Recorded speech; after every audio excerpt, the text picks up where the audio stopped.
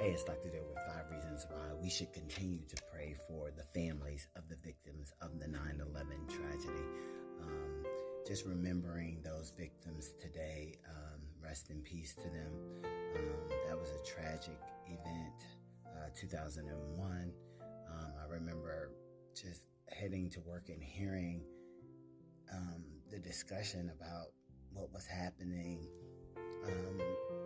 in New York and in DC when I was driving to work, but it just felt like I was in listening to a movie or something. It was just unbelievable.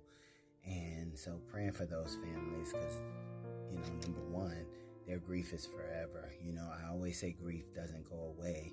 It becomes doable, but, they lost their family members in a tragic way. And that leads me to number two. The reason why I say their grief is forever, they have to deal with this anniversary every year, every 9/11. They're reliving those experiences. And that leads me to number three. For them, it's not just something that happened in the world that they remember. They experienced it firsthand when they received that call from, whoever telling them that their loved ones were not coming back. And that leads me to number four. They're dealing with trauma and grief. And usually that's traumatic grief.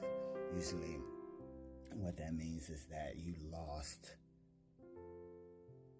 someone tragically, and it's going to create prolonged grief, things like that, because they're processing grief and trauma. And number five is just they're always experiencing that dark cloud that grief brings, especially traumatic grief.